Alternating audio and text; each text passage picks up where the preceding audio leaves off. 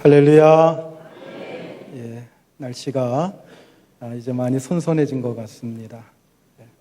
언제 이 무더운 여름이 끝나나 그랬는데 제가 휴가 다녀오니까 갑자기 선선해진 것 같아요. 아주 좋은 계절을 우리가 맞이했고, 이 풍성한 계절에 여러분들의 가정과 생업, 또 여러분들의 삶 속에 열매가 많이 맺혀질 수 있기를 주의 이름으로 축원합니다. 옆에 분들하고 같이 한번 인사합시다. 사랑합니다. 축복합니다.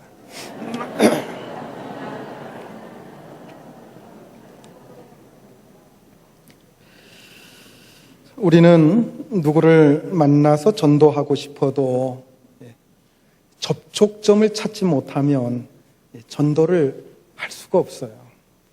서로의 어떤 공통점을 찾아가지고 공통점을 서로 연결시켜서 접촉점을 가지고 대화가 이루어지고, 그래서 전도를 할 수 있게 되는 것입니다. 자, 그런데 예수님과 사마리아 여인, 즉 수가성 성 밖의 우물가에서 만나게 된 이 사마리아 여자와 예수님은 아무리 생각해 보아도 접촉점이라고 하는 것은 찾아보기가 굉장히 어렵습니다. 이 여인은 니고데모처럼 자기 발로 예수님을 찾아온 사람이 아니었습니다. 예수님의 설교를 들어본 적도 없었고, 심지어 이 여인은 자신이 구원이 필요하다고 하는 필요성조차도 느끼지 못하는 사람이었습니다. 뭔가 아쉬워서 찾아왔거나 성경에 대해서 좀 아는 것이라도 있다고 한다면 그것을 기초로 해서 대화를 풀어갈 수 있었을 것입니다. 그러나 아무것도 없습니다. 여인은 성경을 잘 아는 것도 아니고, 유대 문화에 관심을 가지고 있는 것도 아니고, 구원을 받고 싶어 하는 사람도 아니었습니다. 더욱이 유대인들과 사마리아 사람들 사이에는 아주 오래된 좋지 않은 민족 감정이 있었기 때문에 서로가 상종하지 않았습니다. 자, 그럼에도 불구하고 예수님께서는 이 여인과 예수님 자신에게 공통점이 있다고 하는 것, 그것을 하나 찾아내셨습니다. 그것은 두 사람 다 물이 필요하다고 하는 것이었습니다. 자, 오늘 본문 6절과 7절 말씀 우리 같이 읽겠습니다. 거기 또 야곱의 우물이 있더라. 예수께서 길 가시다가 피곤하여 우물 곁에 그대로 앉으시니 때가 6시쯤 되었더라. 사마리아 여자 한 사람이 물을 기르러 왔음에 예수께서 물을 좀 달라 하시니. 자, 예수님은 몹시 피곤하셨어요. 유대 지역에서부터 이곳까지 수십 리를 걸어오셨습니다.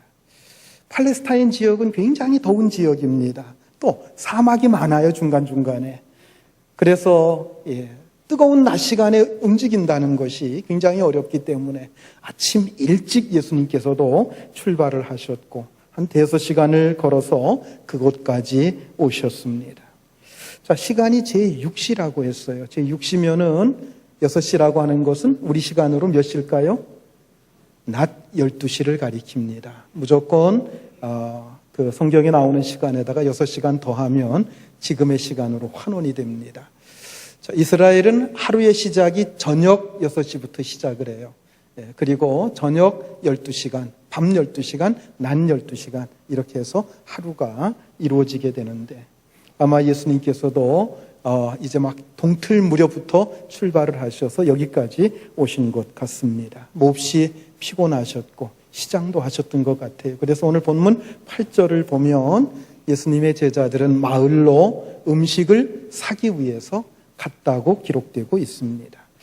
자, 피곤도 하시고 시장도 하셨겠지만은 몹시 갈증이 심하셨을 것입니다.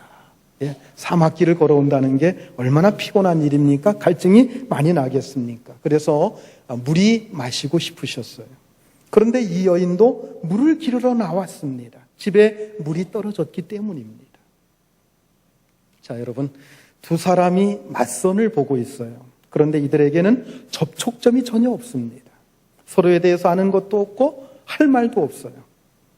그렇다고 해서 아무 말도 하지 않은 채 멀뚱멀뚱하니 서로의 얼굴만 쳐다보고 있으면 무슨 일이 일어나겠습니까?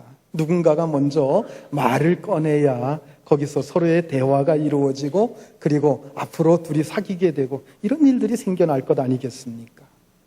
드디어 남자가 입을 열었습니다. 우리에게는 지금 공통점이 한 가지가 있습니다. 그것은 서로 결혼할 사람이 필요하다고 하는 것이지요. 이렇게 해서 이야기가 시작이 됐다고 하는 겁니다. 아무 접촉점이 없다고 해서 입을 꽉 다물고 있어서는 안 된다고 하는 거지요. 사실 예수님과 이 여인 어떤 공통점도 찾으려고 해도 찾을 수 없는 두 사람입니다. 이분이 누굽니까? 전능하신 하나님이십니다. 영광의 하나님이십니다. 그분에게는 부족한 것이 아무것도 없으십니다. 그러나 이 여인은 죄인입니다. 더구나 사마리아 사람이었고 또 아무 소망 없이 살아가고 있는 여자였습니다. 무슨 공통점이 있습니까? 아무런 공통점도 없는 사이입니다.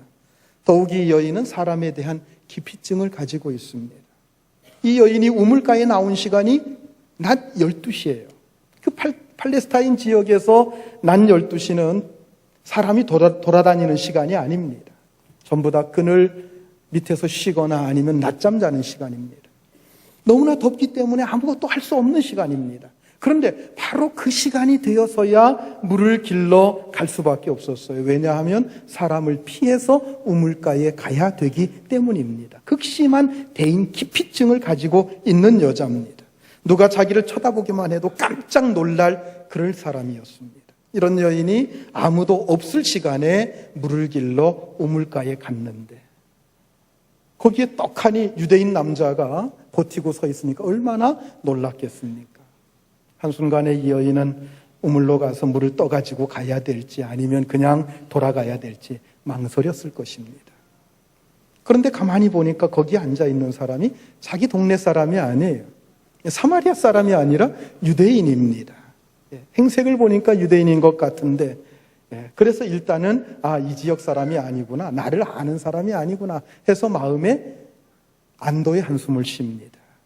왜냐하면 자기 동네 사람들이라면 자기의 부끄러운 생활이 이미 다 동네에 퍼졌기 때문에 자기를 알아보고 또 자기도 그 사람들 앞에 선다는 것이 굉장히 껄끄러운 일이기 때문에 피해야 될 그런 상황인데 전혀 그럴 이유가 없는 사람이 서 있다는 것을 알고서 일단 마음에 안심을 할 수 있었습니다. 그래서 슬며시 얼굴을 돌리고 물만 길러 가지고 가려고 하는데 그 남자가 말을 붙입니다. 물을 좀 달라. 그렇게 해서 드디어 예수님과 그 여인이 대화를 하게 되었습니다. 즉 예수님께서는 아무런 공통점을 찾을 수 없는 이 여인과의 사이에서 한 가지 공통점을 발견한 거예요. 그게 뭡니까? 자신은 갈증이 있어서 물이 필요하고 이 여인도 이 시간에 물이 필요해서 물을 길러 나왔기 때문에 물이라고 하는 공통점을 찾고 그것을 매개체로 해서 대화를 붙인 것입니다. 처음에는 이 여자가 12조로 나옵니다. 오늘 본문 9절 말씀 같이 읽겠습니다. 사마리아 여자가 이르되 당신은 유대인으로서 어찌하여 사마리아 여자인 나에게 물을 달라 하나이까 하니 이는 유대인이 사마리아인과 상종하지 아니함이로라.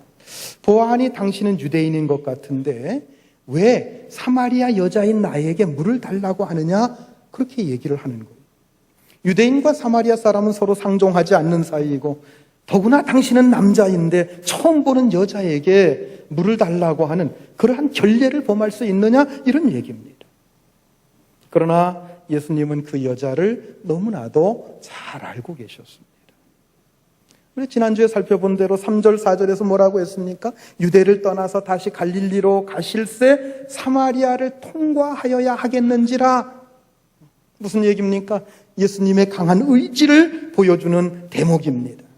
벌써 예수님께서 유대를 떠날 때부터 이 여인을 염두에 두신 것을 우리는 알 수가 있습니다. 제자들은 전혀 몰랐어요. 왜 하필이면 사마리아 땅으로 가려고 하는지, 그 위험한 땅을 왜 통과하려고 하는지 전혀 알지 못했습니다.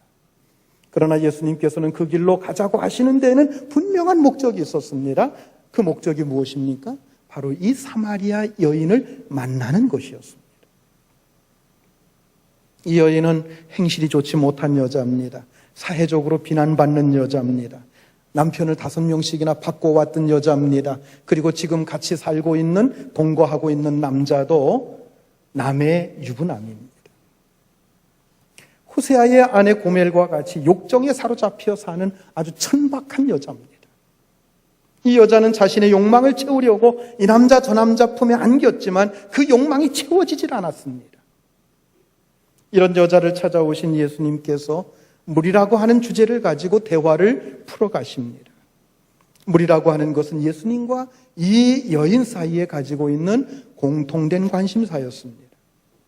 예수님은 긴 시간 행군을 하셔서 몹시 목이 말랐고 이 여인은 이 물 때문에 남들이 다 낮잠 자는 시간에 물을 기르러 올 수밖에 없는 그런 입장에 있는 여자였습니다. 그러나 이 물에 대한 얘기는 단순히 거기서 그치는 게 아닙니다. 예수님은 그 여인과의 접촉점으로 물을 좀 달라 하는 말씀으로 물을 가지고 시작을 했습니다만 예수님께서 말씀하시는, 예수님께서 생각하시는 물의 개념이 틀립니다. 예수님께서 말씀하시는 물은 영적인 의미를 가지고 있는 말씀입니다. 물입니다. 물론 이 여인은 그런 의미로 말씀하시는 것을 이해하지 못해서 자꾸 엉뚱한 말을 하는 것을 보게 됩니다. 본문 10절 말씀 같이 봅니다.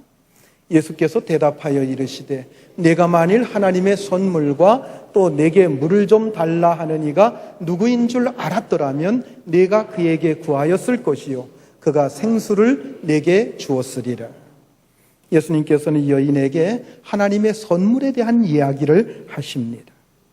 자신이 하나님의 놀라운 선물을 가지고 이 여인을 찾아왔다는 겁니다. 내가 누군지 내가 알게 된다고 하면 너는 그 선물을 달라고 나에게 매달렸을 것이다. 이렇게 말씀하시면서 그 선물이 뭔지 아느냐? 그 선물은 생수다. 이렇게 말씀하시는 겁니다.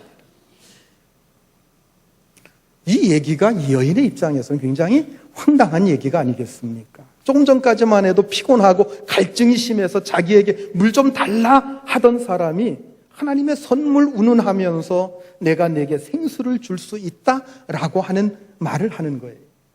그러므로 이 여인은 예수님의 말씀이 도무지 이해가 되지 않는다는 뜻으로 이런 이야기를 하지요. 11절과 12절 말씀 같이 읽습니다. 여자가 이르되 주여 물기를 그릇도 없고 이 우물은 깊은데 어디서 당신이 그 생수를 얻겠사옵나이까? 우리 조상 야곱이 이 우물을 우리에게 주셨고 또 여기서 자기와 자기 아들들과 짐승이 다 마셨는데 당신이 야곱보다 더 크니이까? 자, 이 여인이 이렇게 말하는 것을 보면 사마리아 사람들이 야곱을 굉장히 대단하게 여겼음을 알 수가 있습니다. 그런데 여러분 한번 생각해 보십시오. 야곱이 언제 때 사람이에요? 지금 이 사마리아 여인과 예수님이 대화하던 이때로부터 1900년 전 그때의 사람입니다. 여러분들이 구약시대를 쉽게 가늠할 수 있도록 제가 한 가지 비법을 가르쳐 드릴게요. 구약에 어떤 사건이 나오고 어떤 인물이 나오고 그러면 도대체 그때 그 인물이 언제 때 사람인가, 몇 년 전 사람인가 잘 모르시는 분들이 많아요. 그리고 이 사건의 앞뒤도 순서도 잘 이렇게 헛갈리시는 분들이 많습니다. 여러분들이 쉽게 알 수 있도록 한 가지 방법을 가르쳐 드리는데요. 자, 구약 성경의 역사는 예수님이 오시기 이전 역사 아닙니까? 네. 그래서 예수님 오시기 이전이라고 해서 BC라고 부릅니다. 영어로 하면은 before Christ. 주님 그리스도 이전이라고 하시고요. 우리가 보통 서기라고 쓰기도 하고 기원 후라고도 쓰기도 하는 AD라고 하는 것은 영어가 아니라 레티노입니다. 아노 도미네, 주님 이후라고 하는 뜻입니다. 자, 그렇다고 한다면 BC, 즉 주전, 기원 전, 이것은 숫자가 많을수록 지금부터 더 멀어요, 가까워요? 지금부터 더 먼 옛날이 되는 거예요. 숫자가 많을수록. 그리고 기원 후는 숫자가 많을수록 지금부터 더 가까운 거죠. 이걸 여러분 염두에 두고요. 자, 기원 전 2000년, 그러면 지금부터 4000년 전 얘기하는 거예요. 예수님이 오시기 2000년 전이라고 하는 겁니다. 500년 단위로 딱딱 끊어서 제가 말씀을 드릴 테니까 딱 머릿속에 입력해 놓으시면 여러분들이 시대 구분하기가 쉽습니다. 기원전 2000년 전, 주님 오시기 2000년 전 대표적인 인물 아브라함, 기원전 1500년 전 대표적인 인물 모세, 기원전 1000년, 주님 오시기 1000년 전 다윗, 기원전 500년 바벨론 포로에서 돌아온 그때입니다. 그때 에스라, 느헤미야, 에스더와 같은 인물. 머릿속에 입력이 되셨어요? 기원전 2000년 누구? 아브라함. 1500년 전 누구? 모세. 1000년 전 누구? 다윗. 500년 전 누구? 에스라, 느헤미야, 에스더. 이런 인물들. 그러면 여러분들이 시대 구분하기가 굉장히 쉬워질 거예요. 자, 야곱은 아브라함의 손자입니다. 그러니까 주전 1900년경의 사람이라고 보면 될 겁니다. 자, 여기서 놀라운 것은 1900년 전에 야곱이 물려준 그 우물, 그것을 이 여인이 사는 그 시대까지 사마리아 사람들이 그 물을 마시면서 살아왔다는 거예요. 1900년 동안.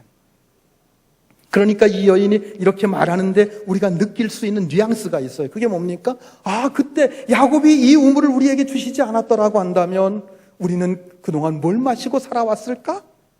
이런 얘기예요.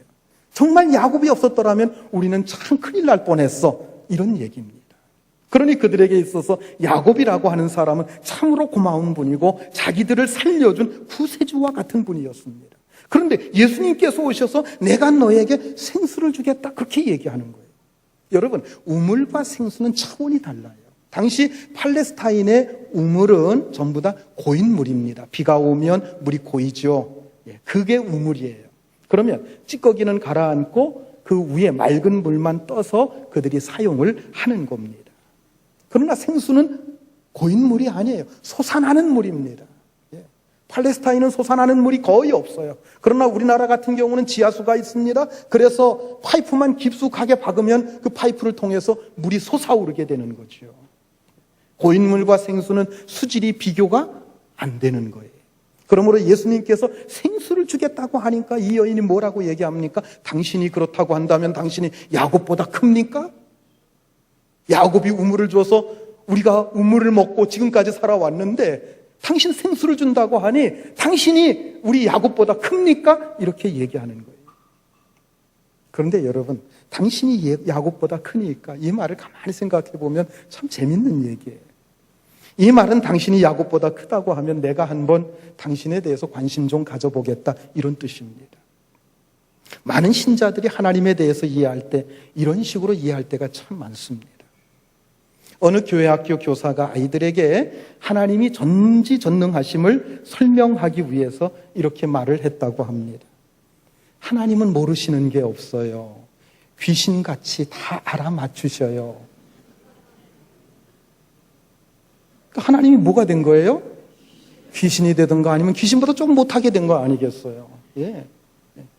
하나님이 귀신 버금가게 잘 맞추셔요. 이게 무슨 뜻이에요? 귀신이 되든가 아니면 그보다 조금 못한 그 단계가 되는 겁니다.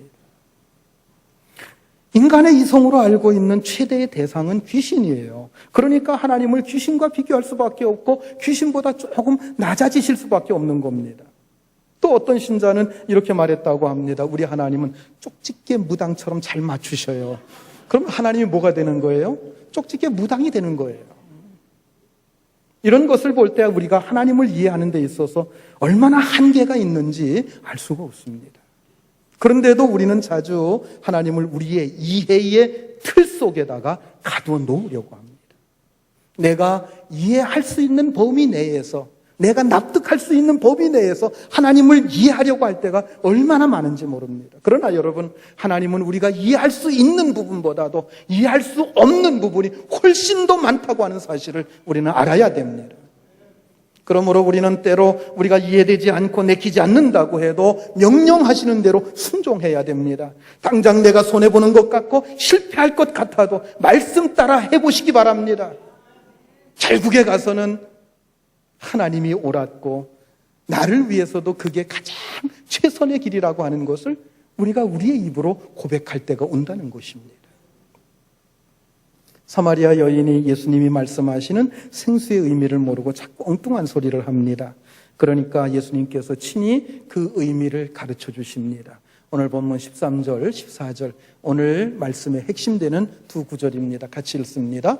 예수께서 대답하여 이르시되 이 물을 마시는 자마다 다시 목마르려니와 내가 주는 물을 마시는 자는 영원히 목마르지 아니하리니 내가 주는 물은 그 속에서 영생하도록 솟아나는 샘물이 되리라. 아멘. 13절에서 뭐라고 얘기하고 있습니까? 13절 다시 한번 띄워줘 보세요. 예수님께서 뭐라고 하셨어요? 이 물을 마시는 자마다 다시 목마르려니와, 이 물은 무슨 물입니까? 사마리아 여자가 이해하고 있는 바로 그 물이에요. 마시는 물이에요. 예. 우물 속에서 나오는 그 물을 가리킵니다. 그런데 14절에서 말씀하시는 예수님, 이것은 뭐예요? 예수님께서 주시는 물입니다. 예수님께서 말씀하시는 물은 여자가 말하는 여자가 생각하는 그 물과는 전혀 차원이 다른 물입니다. 여러분, 갈증에도 육신적인 갈증이 있고 또 어떤 갈증이 있어요? 영적인 갈증이 있어요. 물도 그렇다는 거예요. 즉, 영적인 갈증은 물을 마신다고 되는 게 아니라 영적인 갈증은 예수님께서 주시는 그 생수를 마셔야 된다는 거예요. 예수님께서 주시는 그 구원과 생명, 그것으로 해결될 수 있다고 하는 것입니다. 여러분, 사람은 누구나 다 갈증을 가지고 있습니다. 그래서 하나님께서는 사람을 볼 때 죄인으로 보시기도 하지만은 하나님께서는 사람들을 보실 때 목마른 자로 보시기도 하신다는 것입니다. 이사야서 55장 1절과 2절 말씀 우리 같이 읽겠습니다. 오호라, 너희 모든 목마른 자들아, 물로 나아오라. 돈 없는 자도 오라. 너희는 와서 사 먹되 돈 없이 값없이 와서 포도주와 젖을 사라. 너희가 어찌하여 양식 아닌 것을 위하여 은을 달아주며 배부르게 하지 못할 것을 위하여 수고하느냐. 내게 듣고 들을지어다. 그리하면 너희가 좋은 것을 먹을 것이며 너희 자신들이 기름진 것으로 즐거움을 얻으리라. 자, 여러분, 너희 목마른 자들아 하는 것은 누구를 가리킵니까? 돈 없는 자입니까? 무식한 자입니까? 힘없는 자입니까? 그것과는 상관없이 모든 인생이 다 목마른 자라고 하는 거예요. 이 세상에 있는 모든 사람이 다 목마른 인생입니다. 하나님은 이런 인생들의 목마름을 너무나도 잘 알고 계십니다. 그래서 하나님께로 나아오라고 계속해서 부르고 계신 거예요. 그런데 많은 사람들이 하나님께로 오지 않고 엉뚱한 데로 가서 찾습니다. 돈이 있으면 갈증이 해소되고 행복해질 수 있다고 생각해서 돈에 미쳐버립니다. 또 쾌락이 있으면 쾌락으로 내면의 갈증을 해결하려고 쾌락에 빠져 사는 사람들도 얼마나 많은지 모릅니다. 그리고 어떤 사람은 권세나 명예나 사상이나 이념에 빠져 그곳에서 뭔가를 찾으려고 하지만 여러분, 그 내면에 도사리고 있는 이 목마름, 이 갈증, 이 영적인 갈증은 그 어느 것 하나 해결해 주지 못한다고 하는 사실입니다. 그래서 불교에서는 욕심을 끊어버려라, 속세를 떠나라 하고 가르칩니다. 그래서 사람들이 세상을 떠나고 산속으로 들어가서 수양을 쌓고 고행을 하는 사람들도 있습니다. 그들은 눈으로 보지 않으면 된다고 생각합니다. 그러나 여러분, 눈으로 보지 않으면 됩니까? 그것으로 될 수 있습니까? 옛날 우리 기독교도 한때 그런 적이 있었어요. 그래서 수도원을 만들고 그 속에 들어가서 금욕적인 생활을 했습니다. 그러나 그것 가지고서는 그 마음속에 도사리고 있는 그 영적인 갈증을 해결하지 못했다는 것입니다. 예수님 안에서 새 생명을 얻지 못한 사람은 아무리 삭발을 하고 수도승이 되어도 그 내면 속에 일어나는 욕구와 욕망이 절대로 해소될 수가 없는 것입니다. 여러분, 이것은 역사적으로 분명히 증명된 사실입니다. 그러면 어떻게 해야 됩니까? 하나님께로 나와야 됩니다. 왜요? 하나님만이 그 갈증을 채우실 수 있기 때문입니다. 그래서 유명한 사상가 파스칼은 이런 말을 했습니다. 모든 인간의 마음속에는 하나님이 만드신 하나의 공간이 있다. 이것은 세상의 그 어떤 것으로 채워질 수 없고 오직 예수 그리스도를 통해서 하나님만이 채우실 수 있다라는 말입니다. 사람에게는 누구에게나 텅 빈 공백이 있는데 그 세상에 그 무엇으로 채울 수가 없고 오직 그것은 하나님만이 채우실 수 있다는 거예요. 전도서 1장 8절 말씀 우리 같이 읽습니다. 모든 만물이 피곤하다는 것을 사람이 말로 다 할 수 없나니 눈은 보아도 족함이 없고 귀는 들어도 차지 아니하도다. 자, 여러분, 이 전도서를 누가 썼습니까? 솔로몬이 썼습니다. 이스라엘의 솔로몬 왕이 썼습니다. 솔로몬 왕은 부귀영화를 누린 대표적인 왕이었습니다. 그런데 부귀영화를 다 누려보아도 만족함이 없다는 거예요. 예. 눈으로 보는 것, 귀로 듣는 것 비롯해서 오감으로 느끼는 그 무엇도 자신의 마음속에 있는 이 텅 빈 부분, 채울 수가 없고 이 갈증을 해소할 수 없다고 하는 것입니다. 서양 격언에 보면 이런 말이 있습니다. 하루를 기쁘게 살려느냐? 이발을 하라. 일주일을 기쁘게 살려느냐? 자동차를 사라. 한 달을 기쁘게 살려느냐? 결혼을 해라. 1년을 기쁘게 살려느냐? 새 집을 지어라. 이 말을 뒤집어 놓고 생각해 보면 이발해봐야 그 즐거움이 하루밖에 가지 않고, 자동차 사봐야 그 즐거움이 일주일밖에 가지 않고, 결혼해봐야 그 미룰 기간 한 달밖에 안 가고, 새집 지어봐야 그 즐거움이 1년밖에 안 간다는 얘기입니다. 그래서 솔로몬 왕은 전도서 1장 14절에서 이렇게 말씀합니다. 같이 읽습니다. 내가 해 아래에서 행하는 모든 일을 보았노라. 보라, 모두 다 헛되어 바람을 잡으려는 것이로다. 내가 해 아래에서 행하는 모든 일을 보았다. 그러나 그 모든 일들이 다 헛된 것이다. 바람을 잡으려는 것이로다. 여러분, 바람 잡아보셨나요? 바람 잡으니까 뭐가 남던가요? 아무것도 남는 게 없잖아요.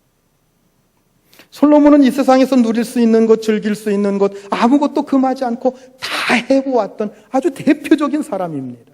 그것도 바보처럼 즐기는 것이 아니라 하나님께서 그에게는 놀라운 지혜를 주셔서 그 놀라운 지혜를 가지고 지혜롭고 고상하게 그 즐거움을 누렸던 사람입니다. 얼마나 누렸을까요? 전도서 계속 봅니다. 전도서 2장 3절부터 8절까지 우리 같이 한번 천천히 읽습니다. 내가 내 마음으로 깊이 생각하기를 내가 어떻게 하여야 내 마음을 지혜로 다스리면서 술로 내 육신을 즐겁게 할까? 또 내가 어떻게 하여야 천하의 인생들이 그들의 인생을 살아가는 동안 어떤 것이 선한 일인지를 알아볼 때까지 내 어리석음을 꼭 붙잡아 둘까 하여 나의 사업을 크게 하였노라.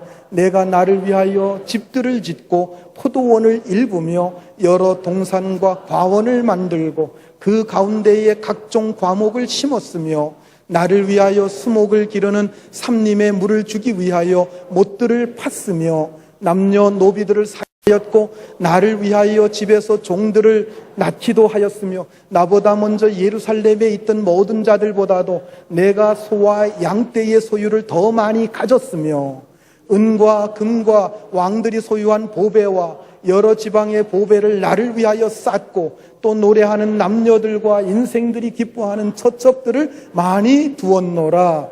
하고 싶은 것, 가지고 싶은 것, 그리고 선한 일도 해보고 누리고 싶은 것도 누리고 다 누렸다는 거예요. 자기를 위해서 노래하는 남녀들과 인생들이 기뻐하는 처와 첩들을 많이 두었노라. 처첩을 얼마나 뒀을까요? 처가 300명입니다. 그리고 첩이 700명이에요. 합해서 1000명이에요. 하여튼 눈에 드는 여자는 다 끌어다가 아주 인생을 즐기며 살았던 사람이 바로 이 솔로몬 왕이었어요. 여러분, 이 정도면 행복하다고 해야 되지 않겠습니까? 그런데 그렇지가 않아요. 자, 그 뒤에 있는 말씀 봅니다. 전도서 2장 10절과 11절 같이 봅니다. 무엇이든지 내 눈이 원하는 것을 내가 금하지 아니하며 무엇이든지 내 마음이 즐거워하는 것을 내가 막지 아니하였으니 이는 나의 모든 수고를 내 마음이 기뻐하였습니다. 이것이 나의 모든 수고로 말미암아 얻은 몫이로다. 그 후에 내가 생각해 본즉 내 손으로 한 모든 일과 내가 수고한 모든 것이 다 헛되어 바람을 잡으려는 것이요 해 아래에서 무익한 것이로다. 무슨 얘기입니까? 한마디로 말해서 솔로몬의 마음속에 있는 이 갈증, 이 공백을 메꾸지 못했다는 얘기예요. 채울 수가 없다는 얘기입니다. 그렇다면 여러분, 인간의 마음속에 이런 갈증이 있는 이유가 무엇입니까? 두 가지 이유가 있습니다. 첫째는 거룩한 갈증입니다. 여러분, 이 거룩한 갈증은 우리가 하나님의 형상을 가졌기 때문에 갖는 갈증입니다. 여러분, 우리 인간은 돼지처럼 만들어진 게 아닙니다. 하나님의 모습을 닮아서 거룩하게 만들어진 존재입니다. 여러분, 하나님의 모습을 우리가 닮았다는 얘기는 뭡니까? 우리가 하나님의 자식이라는 말입니다. 자식이 부모를 닮듯이 우리가 하나님을 닮았다고 하는 말, 이것은 하나님께서 내 아버지시요 나는 하나님으로부터 낫다고 하는 그런 뜻입니다. 그런데 인간이 죄를 사모하다가 결국은 그 하나님으로부터 떠나버렸어요. 하나님으로부터 쫓겨났습니다. 하나님과 이별하고는 자기 멋대로 마음대로 살았습니다. 그러나 인간의 마음속에는 하나님을 찾는 갈급함이 그 속에 도사리고 있다고 하는 것입니다. 자, 여러분, 고아원에서 자라는 아이들도요, 자라면서 엄마 아빠를 찾는다고 그래요. 왜요? 자기를 낳아주는 엄마 아빠가 분명히 있기 때문입니다. 어린아이를 옆집에 맡겨두고 엄마가 잠시 외출하는 그런 경우들 있잖아요. 그 아이가 처음에는 여러 가지 간식과 장난감, 신기한 장난감 보면서 즐거워하다가 조금 시간이 지나면 어떻게 합니까? 자꾸 엄마를 찾습니다. 엄마 어디 있지? 벨소리가 나거나 문소리가 나기만 하면 문 쪽으로 달려갑니다. 엄마하고 쫓아갑니다. 왜요? 엄마의 자식이기 때문에 그래요. 여러분, 인간도 마찬가지입니다. 처음에는 세상 것들에 빠져서 그게 전부인 것처럼 생각하지만 진정한 인간은 그런 것들로 만족할 수가 없어요. 하나님을 발견하기 전까지는, 마음속에 하나님을 모시기 전까지는 아무리 세상 것 다 갖다 놔도 무엇인지 이유를 모르는 마음의 불안과 갈증이 있다고 하는 것입니다. 그래서 사람들이 궁극적으로 찾는 게 종교예요. 어떤 사람은 절에 가보기도 하고 어떤 사람은 무당을 찾아가 보기도 합니다. 그러나 그 어떤 종교도 여기에 대해서 해답을 주지를 못해요. 여러분, 이 해답은 기독교만이 줄 수 있습니다. 성경만이 우리 인간이 하나님의 형상을 닮은 거룩한 존재라고 하는 것을 가르쳐 주고 있습니다. 우리가 하나님 앞에 돌아가지 않는 이상 마음의 갈증이 끊어지지 않는다고 하는 것, 이것은 성경만이 가르쳐 주고 있는 진리입니다. 그래서 저 유명한 어거스틴은 방탕한 생활을 끊고 하나님께 돌아와서 참회록을 쓰면서 이렇게 고백을 했습니다. 오 하나님, 우리는 하나님으로부터 지음받은 피조물이기 때문에 우리가 하나님 앞으로 돌아오기 전에는 내 마음에 진정한 평안이 있을 수 없었나이다. 어린아이가 엄마 아빠에게 돌아가기 전에는 평안이 없는 것처럼 여러분, 우리 인생은 하나님 앞으로 돌아가기까지는 참된 평안이 없습니다. 여러분들의 심령 속에 평안이 없습니까? 뭔가 허전함이 있습니까? 허무함 같은 것이 자꾸 밀려옵니까? 왜 그래요? 여러분들의 마음속에 하나님이 없기 때문에 그래요. 두 번째는 거룩한 더러운 갈증입니다. 여러분, 이 더러운 갈증은 죄로부터 오는 갈증입니다. 부패한 인간의 마음은 무저갱과 같아요. 무저갱이 뭡니까? 밑이 없는 갱, 불이라는 뜻이에요. 밑이 없으니까 아무리 붓고 부어도 채워지질 않아요. 여러분, 이놈의 욕심은요, 그칠 줄을 모릅니다. 왜 그래요? 죄로 인해서 마음이 부패해졌고 정욕의 노예가 되어버렸기 때문입니다. 그래서 아무리 쓸어놓고 또 쓸어넣어도 채워지질 않는 거예요. 전세 사는 사람은 집장만 하는 게 소망이지요. 15평짜리 아파트만 있어도 나는 소원이 없겠어, 그렇게 말합니다. 그런데 15평짜리 아파트가 생기면 아멘 할렐루야 하면서 정말 만족하면서 살 수 있을 것 같습니까? 절대 아닙니다. 그 다음에는 30평짜리가 눈에 들어와요. 예. 저것만 가지면 얼마나 좋을까. 30평짜리 주어져 보세요. 그 다음엔 50평짜리 들어와요. 그 다음엔 100평짜리 들어와요. 여러분, 끝이 없어요. 끝이 없어요. 인간의 욕망은 끝이 없어요. 이게 다 어디서부터 오는 것입니까? 죄성이요, 부패성에서부터 오는 거예요. 여러분, 집만 그런 게 아니에요. 명예도 그렇고 권세도 그렇고 쾌락도 그렇습니다. 인간의 욕심이 끝이 없습니다. 그래서 매일매일 뉴스에 나오는 얘기들이 그런 욕심들 때문에 발생하는 여러 가지 범죄들, 그런 것들이 뉴스에 터져 나오지 않습니까? 그렇게 돈의 노예가 되고 정욕의 노예가 되어 사는 것, 이것이 바로 오늘날 수많은 사람들, 그들의 살아가는 모습이에요. 많은 인생들의 삶의 모습입니다. 이렇게 갈증에 시달려 사는 인생들을 향해서 주님께서는 오늘도 말씀을 하십니다. 오늘 본문 13절, 14절 다시 한번 읽습니다. 예수께서 대답하여 이르시되 이 물을 마시는 자마다 다시 목마르려니와 내가 주는 물을 마시는 자는 영원히 목마르지 아니하리니 내가 주는 물은 그 속에서 영생하도록 솟아나는 샘물이 되리라. 할렐루야, 할렐루야. 여러분, 세상에 주는 것들은 마시고 또 마셔도 또 다시 목마를 수밖에 없습니다. 그러나 주님이 주시는 물은 영원히 목마르지 않습니다. 주님이 말씀하시는 대로 주님은 영원히 마르지 않는 샘물이기 때문에 주님 안에 있는 자는 영원히 목마르지 않는 줄 믿으시기 바랍니다. 자, 그렇다고 한다면 주님은 어떻게 인간의 갈증을 치료해 주십니까? 먼저 하나님의 형상 때문에 오는 갈증은 우리를 하나님의 품에 안기게 함으로써 그의 자녀니까 하나님의 품에 안기면 평안하듯이, 아이가 엄마 품에 안기면 평안하듯이 하나님 품에 안기게 하심으로써 우리를 하나님의 거룩한 자녀로 받아들여 주심으로써 채워주신다고 하는 겁니다. 또한 죄 때문에 오는 갈증은 우리의 속사람을 새 사람으로 바꿔주심으로써 해결해 주십니다. 다시 말하면 근본적인 치료를 해주신다는 거예요. 예수 그리스도 안에서 새 사람이 되면 성령 하나님께서 그 마음을 주장하시게 되는 겁니다. 그러면 과거에 가지고 있던 옛사람의 더러운 욕망이 사라지게 되는 거예요. 사랑하는 성도 여러분, 오늘도 말씀 안에서 그리고 성령 안에서 또한 생수의 근원 되시는 예수 그리스도 안에서 이 생명의 풍성함을 누릴 수 있는 여러분들이 되시기를 주님의 이름으로 축원합니다. 기도하시겠습니다.